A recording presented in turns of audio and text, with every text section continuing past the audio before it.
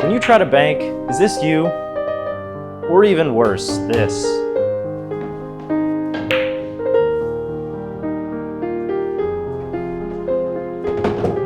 I know that used to be me, until I learned this banking system from world champion 9-ball player Mika Immonen. Now I make banks easily and consistently. And guess what? You can too. Because today, I'm gonna teach you the same banking system so that way you can look like a pro too. It requires no complex math and it works all around the table. All you need to know is how to count and how to match numbers. That's it. Quick disclaimer, this banking system assumes that you have the ability to shoot a cue ball without putting unintended spin on it, that you're able to consistently do stop shots, and that you have some aiming system where you can pocket balls somewhat consistently.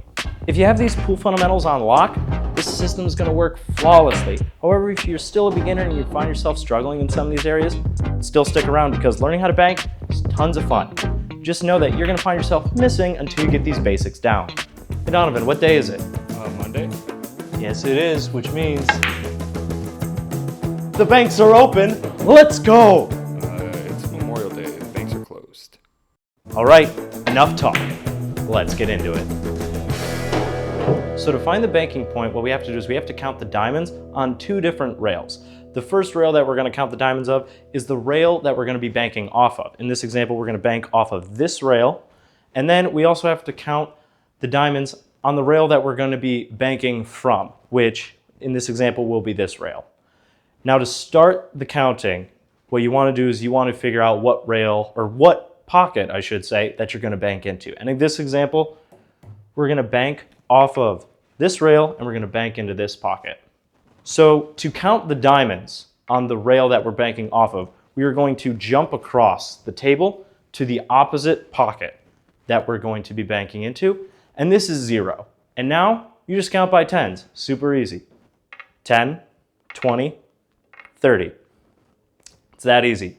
Now we're going to jump to the rail that we're banking from. This one has a catch, but we're not going to get into that just quite yet. But the pocket that we're banking into starts as 0, and then we start counting by 4s. 4, 8, 12, 16. The pockets count as a diamond too. 20. And now all you have to do is have a line that matches numbers on both sides. So in this example, we have 20, we have 20. There's a line through it. If you stay on that line and you hit the ball as a stop shot with no extra spin,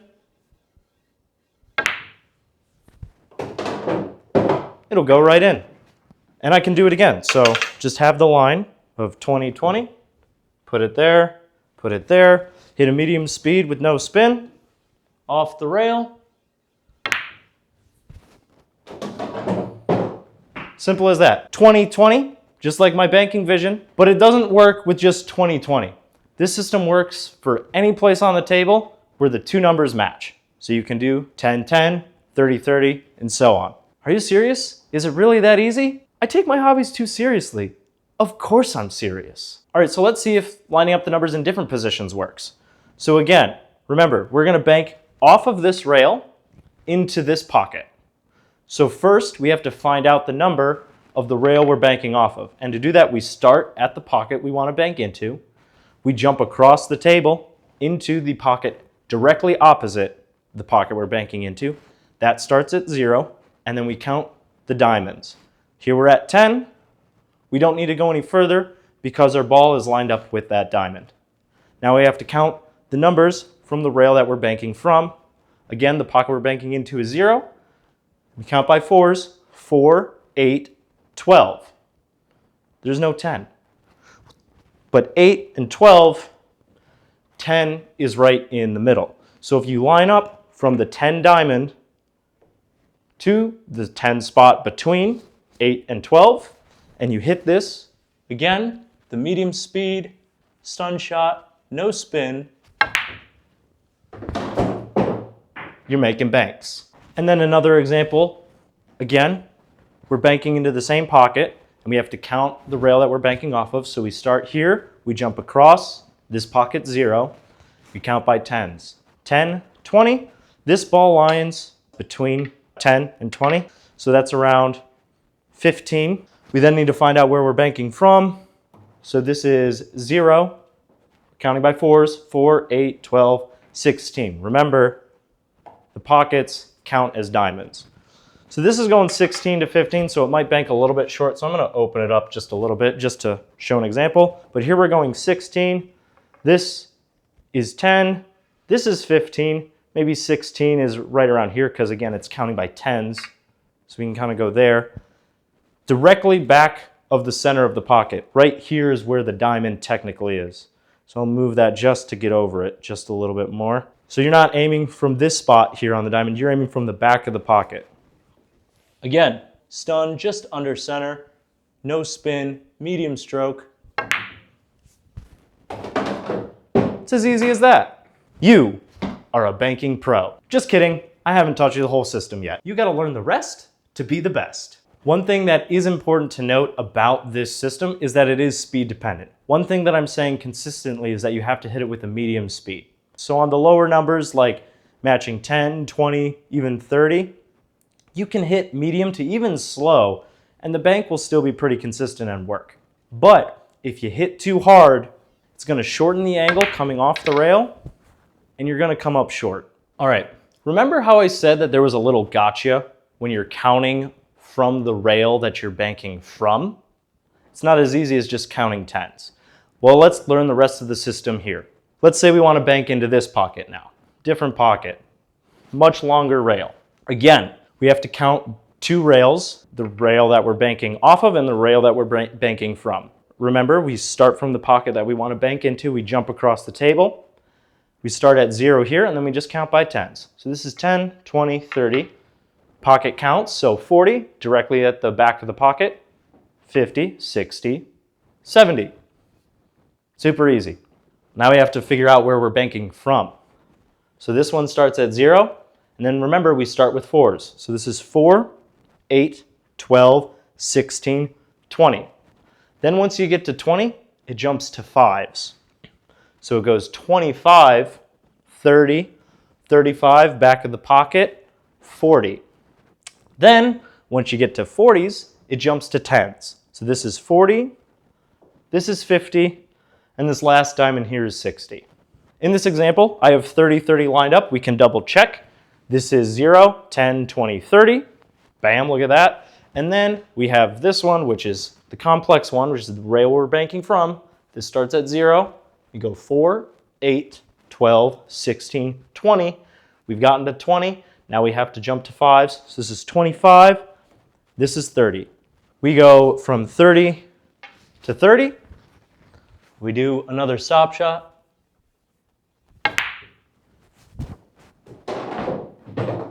And the system works. Now, this rail is a little tricky because it goes from 4 to 5 to 10s. And I remember this jump from 4, 5, 10 by not being a complete idiot. This one's interesting because we'll do 40, which is going to bring the pocket into play. We're going to bank into this pocket. So we jump across. This is 0. And then we count by tens. So this is 10, 20, 30, 40, back of the pocket. We then have to figure out where we're banking from. So remember, we just learned we start by 4s from the pocket we're banking into is 0. This is 4, 8, 12, 16, 20. Then remember, we're not idiots, so we know that it jumps up to 5 at 20, 25, 30, 35, and this is 40. And this is a really, really important part of the aiming system that a lot of beginners may be confused by. We are aiming into the diamond, which means that when you're shooting the ball, like you can draw a line. So for this pocket, we're just going to assume there's a diamond right here at the back of the pocket. Draw a line with our cue from the 40 spot to the 40 spot. And we can put the balls under there just so that we know that it's lined up. Now when you're shooting at this, you're shooting through the rail to the diamond. If the ball were to keep rolling, it would go directly over the back of the pocket here. However, the rail gets into the way. I want to make this very clear. If you are banking from this diamond to this diamond, it's through the rail to the diamond. So if you hit this ball, the 5 ball is going to hit here on the rail. It's not across from the diamond. It's not here. You're aiming here. So now we have a soft shot on the 40-40 line through the rail, so it's not going to actually hit the pocket. And I missed. And that's because at these larger numbers, what happens is the angle opens up naturally. So you actually have to hit it a little bit harder to stiffen the angle to make sure that the system continues to work. So let's give this one just a little bit more oomph. And it went right in. Just to see that the system works is draw a line between 50 and 50. Once we have that line, same thing as the 40-40, stop shot with a little bit of pace. Bingo bango, let's go tango. Yeah, I got this Vans shirt because Vans is off the wall, all right? And we're banking off the wall. So here we have 60, this is 60. The balls are in a line between the two, and they're a little bit close, so we're a little cramped, but that's okay. We can jack up to get to hit the cue ball at center, and we don't need to hit it super hard, just a little pop to make sure that it's a stop shot. And it goes right in. One thing that I do want to say is that banking in this system is a little table dependent. So I have a 7-foot diamond, which is nice because diamonds are some of the more high-end tables that bank pretty consistently. But if you're playing on a bigger table, if you're playing on a table with newer felt, it's going to actually lead to the angles of the bank opening up a lot more, especially on larger tables, or even if they're, worse rails. While I can kind of consistently make 60-60, you'll find that you might have to actually bank a little bit less, and you might have to go to like 60-62, like you're aiming like maybe like right there instead. And for me, that ends up just short, but that might be a place where you need to aim so that way you can account for the fact that the ball is going to open up off the rail at that more steep angle or those larger numbers. And now you might be saying, that's great, you're making these banks, but you're moving the cue ball around. When I'm in a game, I'm not going to just be able to line up the cue ball wherever I want, which is true, unless you have ball in hand. And then I think you'd be pretty dumb to set yourself up for a bank shot on ball in hand unless you absolutely needed to do it. But this system works for cuts as well. This pocket 0, this is 10, this pocket 0, 4, 8, 12, 10's in the middle. This is the line that the 13 ball goes down. We aim to have the 13 ball go down that line, and we hit it just as if it was straight, meaning just under center, and not too soft, not too hard. Good medium stroke. It works with cuts as well. This system doesn't just work banking off the long rail into side pockets or into the corners. You can also bank long table off the short rails as well. So let's count that out real quick, just because it does look a little bit weird. But in this example, we want to bank into this pocket. So remember, the first thing we have to do is we have to jump across to the opposite pocket, and that's 0. So that way we can count the rail that we want to bank off of. This is 10, this is 20, this is 30. Now we have to count the rail that we want to bank from. 0, we start by 4s, 4, 8, 12, 16, pocket counts. I already have these lined up. This is 16, this 9 ball is lined up at 16. All you have to do is do a stop shot. This one you have to hit a little bit harder because you have to make sure that the stop shot happens all the way down table where the 9 ball is. Boom! You're a banking pro. But I don't want to be a pro, I want to be a banking god. Here are some more advanced tips for the banking system. So let's say we want to bank the 11 into this pocket here. Remember, this is 0. We have to count from the rail that we're banking off of, so we jump across. This is 0, this is 10, this is 20. We then have to count the diamonds, so this is going to be 0, this is 4, this is 8, this is 12. It looks like the 11 is lined up with the 10, so we find 10 here, which is between 8 and 12. We have that. Perfect. Let's just cut it right on in. I'll aim, even though I'm over here, I'll aim so that way the 11 goes down the line of 10, 10, and it should go right into this pocket. Whoa, whoa, that came up way short. That was terrible. The reason that came up so short is because it was a reverse cut bank, or what I will call a non-natural cut bank. All the banks that I've shown you before have either been straight on or they've been natural cut banks. Which means you don't need to do anything special to make them happen. A reverse cut bank or a non-natural bank, it's different. And that is when, if you want to bank into this, you draw a line here, the cue ball actually makes contact with the 11 on the other side of the line, and the 11 ball is forced back to the side that the cue ball was initially from. So what happens here is if you bank this with nothing special, as if this was an 8 to 8 bank, you'll notice that the cue ball is going to put spin on the 11 ball. But when it hits this rail, you'll notice that the spin grabs the rail and it comes off shorter. So when I shoot this ball without any special changes, it moves pretty quick, but it came up short. So let's learn how to counteract that. There's two ways that you can counteract what's called cut-induced throw. The cue ball is cutting the 11 ball and it's putting spin that's actually not natural to the banking path, which is why the spin is grabbing on the rail and coming up short. The first way that you can counteract this is by overbanking, because it's coming up short. So instead of banking it 8 to 8, like we might expect, what we're going to actually do is we're going to overbank it, and we'll go from maybe 11 to 5, all right? And this extra cut angle will be counteracted with the inside throw spin that's being put on the 11 ball, and it'll straighten out and it'll go into the side pocket.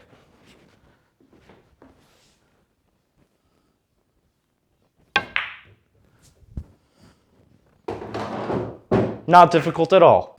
Okay, that worked fine, but let's say you just don't like the fact the numbers didn't match. You like the numbers matching. That's fine, we can do that as well.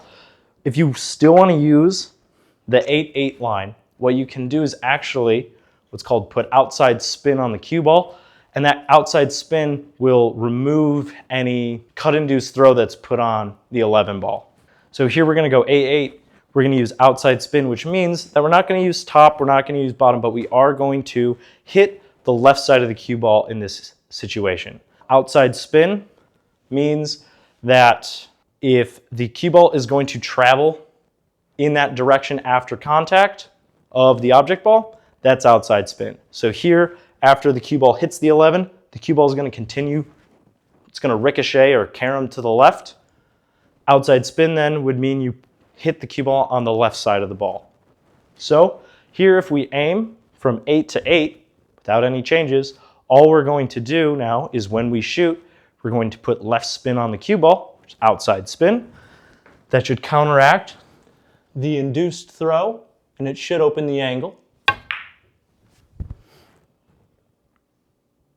And it drops right in.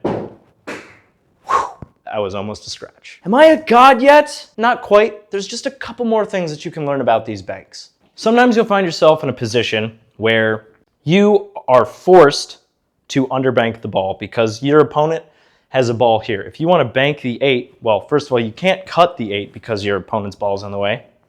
So you say, I have to bank the 8 here. The issue is, let's count this bank out. This is 0, the pocket we want to bank into, we jump across, we go to 10. That's great. We then go back to this pocket and we count by 4s. 4, 8, 12. Well, it's not in line with 10, so the cue ball's at 8. And the 8 ball is pointing directly at the 10 on the other rail. So if we were to hit this straight, it comes up short, which is what we would expect because the numbers did not match. So what are we supposed to do? Same situation, the 3 balls blocking the cut. What we can do is what we just learned on the reverse cut bank is we can apply spin to open up the angle of the object ball. So that way the 8 ball, even though 8 to 10 isn't the correct angle, we can use spin that's going to be transferred to the 8 ball and then it'll come back into this pocket. The way that you do that is the 8 ball is going to be banking to the right. So we want to use left spin to open it. Left is going to put opposite spin on the 8 ball. So we're going to use left. It's going to open the 8 ball up to the right. You want to make sure that you're aiming straight at it here and that you are hitting it pretty soft so the spin takes, and you want to put a good stroke on it to make sure that the spin transfers as you expect.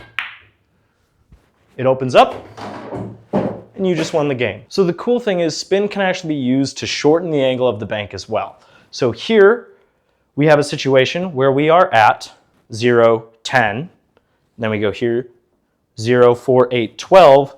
12 to 10, those numbers don't line up. If we bank this, this number is bigger than that number, so I think we're gonna overbank it. If I just hit this stop shot, pretty soft, missed the 8 ball and we lost the game. That's not good. What we can do is we can actually use right spin this time to shorten the angle. So since the 8 ball's going right, we are going to hit the right side of the cue ball. That's going to put left spin onto the 8 ball, which will actually grab the rail, shorten it, and it should be able to land in that pocket. So all we have to do is hit directly at the 8 ball with right spin. Give it a very good stroke so the spin transfers. And you just got yourself out of a pretty sticky situation. Well, there's everything that world champion 9-ball player Mika Immonen taught me about this bank system. And now you know it too. If you've learned something, if it's improved your banks, please like this video, comment below what you've learned, subscribe to the channel for more. And I really think that if you take this information from this video to the table and practice and apply it, that you can be a banking god too.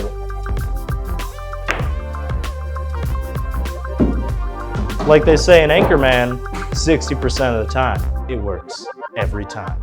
Keep taking your hobbies too seriously.